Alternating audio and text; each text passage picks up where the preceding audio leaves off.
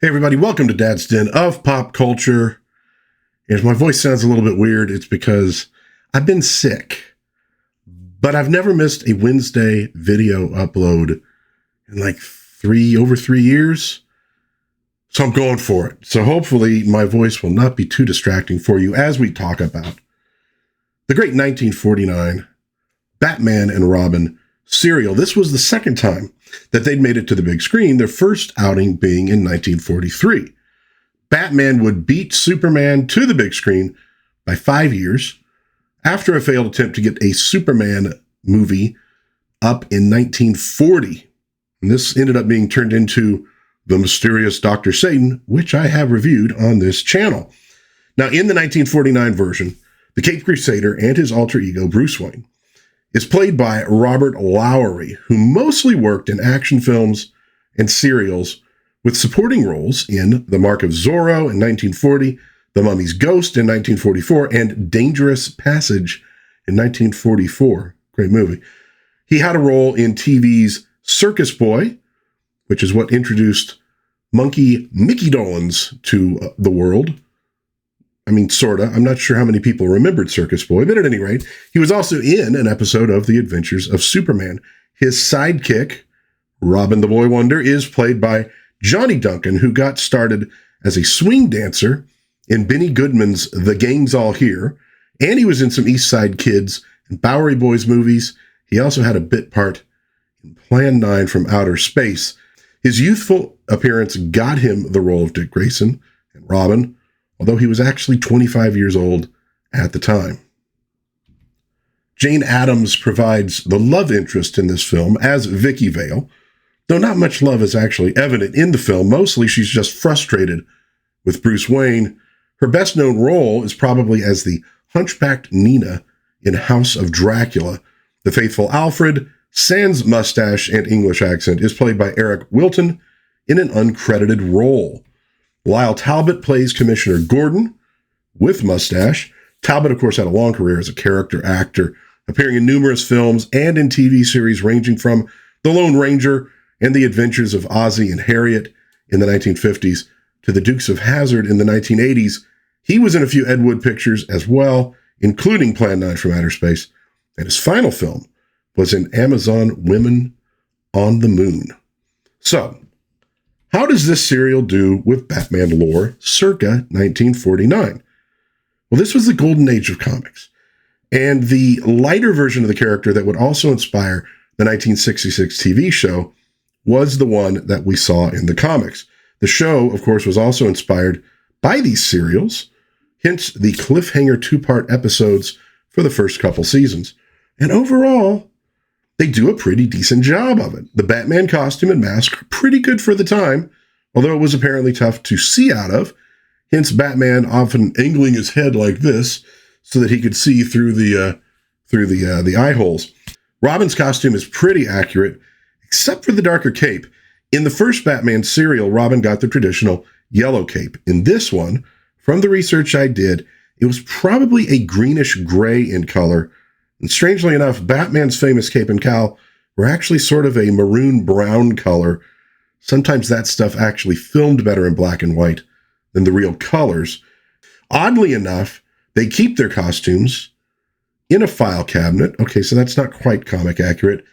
And there was a continuity flub at one point when Robin is in costume at one moment, gets a phone call, Batman runs down, and then they're both getting into costume. I don't know, maybe he switched back to street clothes just so they could, get into costume together. It's a teamwork thing. We have the Batcave, but without all the cool trophies like the mechanical dinosaur and the giant penny. But they do get into it through a clock, although I think it was actually behind a clock, but pretty darn close. The Batmobile, like in the earliest stories in 1940, is just a regular car, doesn't have that big Batman face-shaped thing on the front of it. Kind of understand why they probably did that. The bat signal, although a little more modest than in some later versions, is there, and it does get the job done pretty well and a pretty decent effect, which I think they only used a couple times for the most part. And we do also get a utility belt, and at one point Batman pulls an acetylene torch out of it to escape from a room.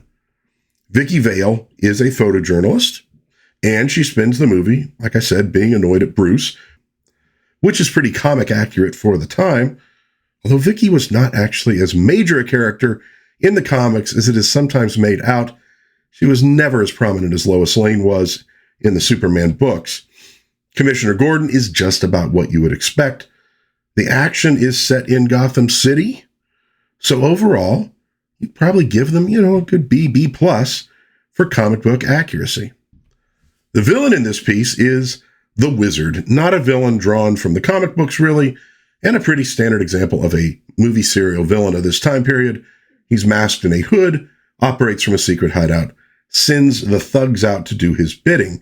He does have a cool hideout, entered via a tunnel and an underground river with a submarine, always a cool high-tech thing at the time.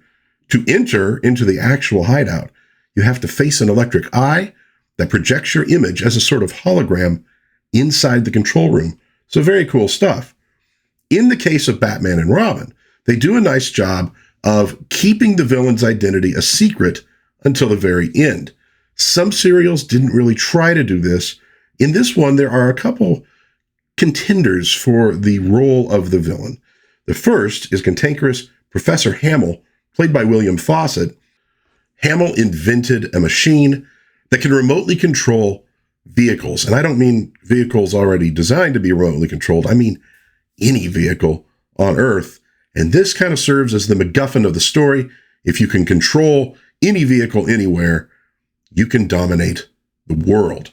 He also has an invention that makes him capable of walking without a wheelchair, which is why he could be the Wizard.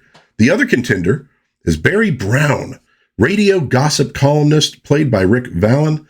Brown always seemed to know what the Wizard was up to and the activities of Batman and Robin, perhaps because he's actually behind everything.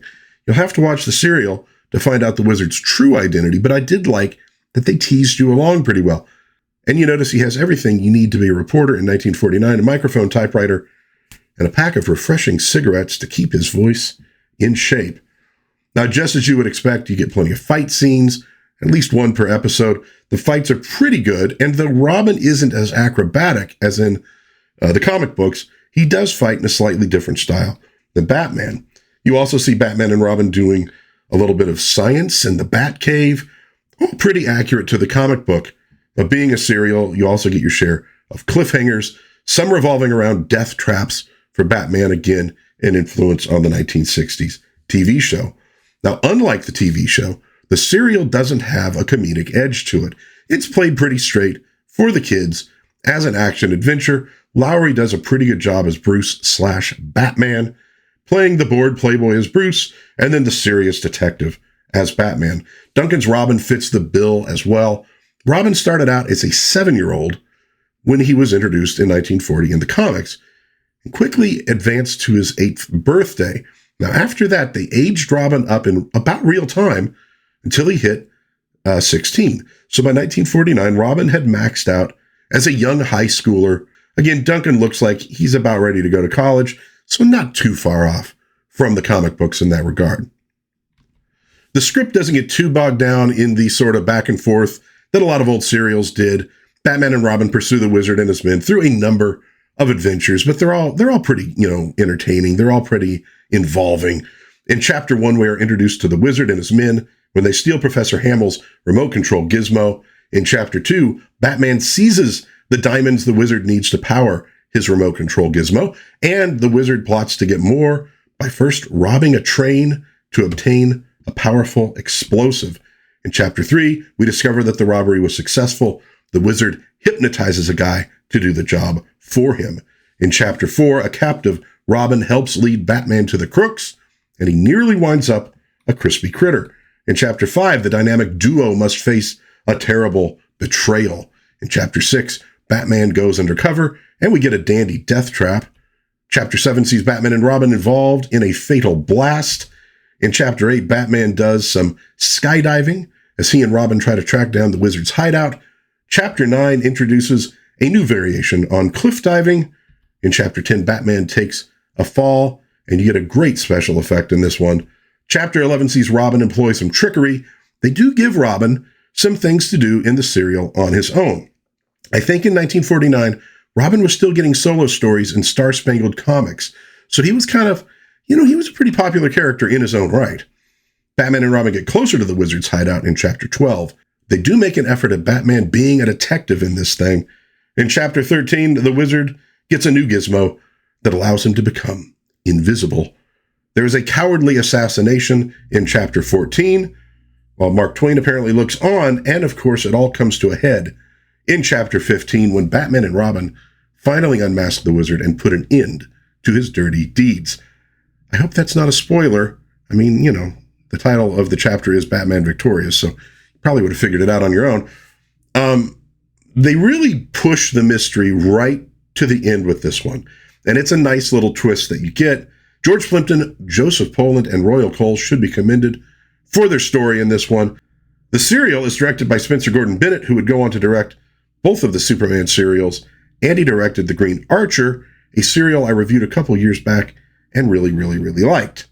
All in all, it is a solid old serial that does the Batman comic books proud. You get some detective work, you get super science, you get good fights, you get a nice little mystery and a twist at the end, and everybody plays the roles pretty good, to be honest with you. So you might want to check this one out, especially if you're a fan of the 66 TV show. And I think if you're a fan of the Golden Age comics, you'll probably like this one as well. Let me know what you think in the comments. I would love to hear from you. If you enjoyed this review, please give it a like, maybe subscribe, maybe share with a friend. That would be very, very cool.